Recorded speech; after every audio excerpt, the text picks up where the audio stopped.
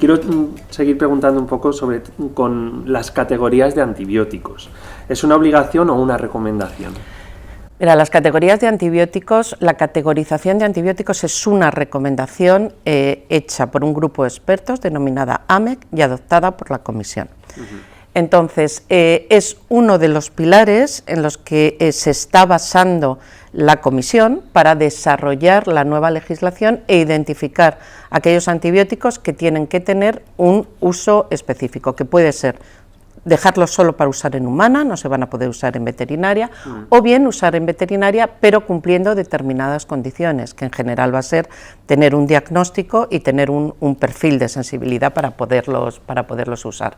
Pero mira, aunque actualmente sea una recomendación, lo que desde luego es una cuestión de responsabilidad. Te indica qué categorías tienen un impacto importantísimo su uso en salud pública. Y ahí podemos estar todos, que hay que tener en cuenta que futuros pacientes somos todos los que estamos aquí, con lo cual... Y esto somos nosotros, son nuestros hijos... Exacto, son nuestras familias, nietos, exacto. Estamos hablando de lo más cercano y de lo que más queremos. Exacto. Entonces aquí nos toca a todos, por supuesto. ¿Hay alguna familia en concreto que se vaya a ver más afectada? Bueno, por supuesto, en la nueva categorización, que son 4 grupos, A, B, C y D, el A no está registrado en veterinaria y, por tanto, de momento, la mayoría no tienen establecidos límites máximos de residuos, no se pueden usar en animales de producción, anecdóticamente en animales de compañía. Pero el grupo B, que sí que se puede usar, es el grupo que se ha demostrado que tiene un impacto mayor en salud pública. Pongo un ejemplo, la colistina, que no se usaba en humana porque es tóxica y que ahora se usa como último recurso. Y es que hay que aclarar que es un último recurso en humana. Sí. Un último recurso en humana es que si este antibiótico no funciona, el paciente se muere. Entonces es así de serio. Por tanto, es una responsabilidad la que tiene el veterinario de decir, claro, yo lo tengo que usar porque cuidado, a los animales hay que curarlos, sí, y hay que tener en cuenta su bienestar animal. Pero ¿puedo tener una alternativa que tenga menos repercusión en salud pública antes que usar la colistina? Esa es la pregunta que se tiene que hacer y eso es lo que se tiene que responder antes de recetar colistina, quinolonas o cefalosporinas de tercera y cuarta generación. Una pregunta que nos hacen respecto a los piensos medicamentosos. ¿Se puede tener 2 premezclas juntas de antiparasitario y antibiótico? Vamos a ver, esta es una pregunta que cuando voy a dar alguna charla es una pregunta clásica, clásica, de las que yo tengo un listado de clásicas y esta es una de ellas. Por defecto, un pienso medicado tiene que tener solo una premezcla medicamentosa, por defecto. Fuera de eso, estamos ya en prescripción excepcional, que se puede hacer en los casos en que se necesite. Los antiparasitarios pueden ir, en caso de necesidad, junto con un antibiótico, pero siempre y cuando sean compatibles. ¿A qué me refiero? Si un antiparasitario se tiene que administrar 28 días y un antibiótico se tiene que administrar 5 días, es muy complicado hacer un pienso medicamentoso que lleve los 2, es muy complicado. Sí. Con lo cual tienen que tener el mismo tiempo de administración los 2 para que puedan ir juntos. Y es muy difícil de los que están en el mercado que el antiparasitario y el antibiótico presenten el mismo tiempo de administración.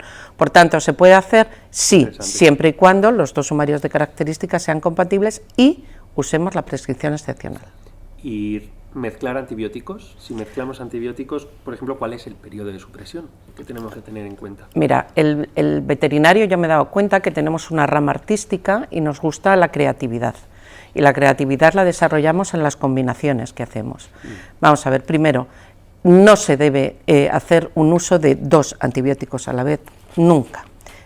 ¿Hay casos excepcionales? Sí, por ejemplo, hay un problema en cunicultura, que es una epizootia que todavía no se sabe muy bien qué lo causa, qué tal, es una diarrea hemorrágica, bien.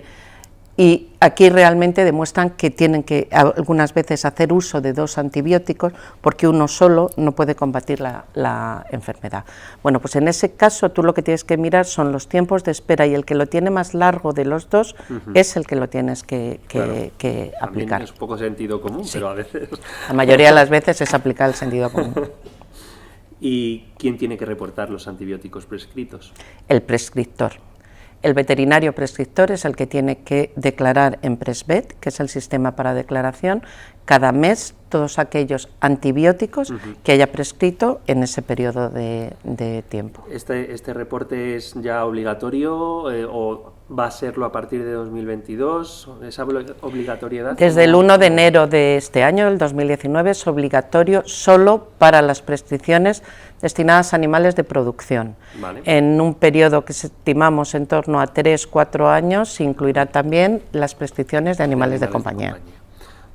Por eso es mejor irnos preparando, ¿verdad? Yo creo que sí, Todos para que nuestros cuando compañeros de nos llegue animales de compañía deben de vayan- pensar que ellos tienen una responsabilidad importantísima en el buen uso de los antibióticos, como hemos visto antes, claro. porque es la salud de la mascota, luego la salud de toda la familia que tiene la mascota. Garantes de salud, por tanto, Sin dudarlo, responsabilidad. sin dudarlo. duda.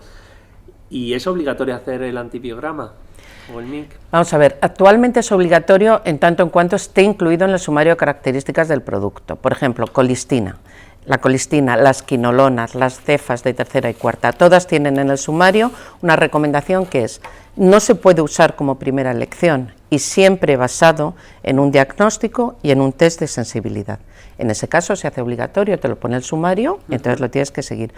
En otros que no está incluido, no es obligatorio, pero es recomendable. En el marco del plan hemos desarrollado un proyecto que facilita la identificación, el hacer el diagnóstico y el test de sensibilidad con CMIs para tener un perfil exacto y una recomendación de tratamiento adecuada. Y entonces es recomendable. ¿En qué grupos? Pues por ejemplo, los macrólidos. Los macrólidos están en la clase C de la categorización. Pues es un grupo especialmente sensible, porque en humana es un grupo que está clasificado como un crítico, además como un crítico del grupo 1, lo cual significa dentro de los críticos, los más críticos. Pero es una herramienta que en veterinaria no se puede prohibir, la necesitamos, claro, como la mayoría de esas. Pero sí se debe de usar con prudencia, porque si el perfil de riesgo de los macrólidos aumenta, habrá que hacer una reevaluación, como nos pasó en el caso de la colistina, y cambiarla de grupo. Recordemos que la colistina en origen estaba en otro grupo y después de hacer la reevaluación la pasamos a una categoría, digamos, de más precaución. Con los macrólidos, si no se hace un uso prudente, por ejemplo, puede pasar lo mismo. Pues hombre, es recomendable que se haga también un diagnóstico y un test de sensibilidad. Luego, hay algunos ejemplos concretos, como por ejemplo en pequeños rumiantes que tienen dudas con el secado de sus ovejas. Es una pregunta que seguramente te han hecho un montón de veces en todas tus ponencias. ¿Nos puedes comentar un poco? Sí, es otra pregunta clásica también y se debe al tiempo de espera. El problema de pequeños rumiantes es, primero, que tienen muy pocos medicamentos destinados a ellos en el mercado. La mayoría de las veces tienen que hacer una prescripción excepcional. Y luego los tiempos de espera son muy largos y un ganadero no se puede permitir el lujo de tirar la leche durante 12 días o 20 días que te indican esos tiempos de espera. Entonces te dicen, hombre, si yo tengo otro con un tiempo de espera más corto y tengo que hacer una prescripción excepcional frente al que tengo indicado para mis animales, porque tiene un tiempo de espera más largo, pues voy a usar el otro. Vamos a ver, legalmente no se puede hacer. Tiene que usar el que tiene registrado con esa indicación. Claro. Es así. Sinceramente, yo entiendo que es un problema, y como entiendo que es un problema, en el marco del plan vamos a trabajar con la industria farmacéutica a través de su asociación para, en dos sentidos, poner un mayor arsenal preventivo para estos animales, es decir, trabajar mucho en poner vacunas, pero también para trabajar para poner medicamentos, antibióticos que necesitan en el mercado, indicados y que sean convenientes para que los puedan usar de forma adecuada y sobre todo que estén dentro de la legalidad, porque yo entiendo que un ganadero no puede tirar la leche 20 días.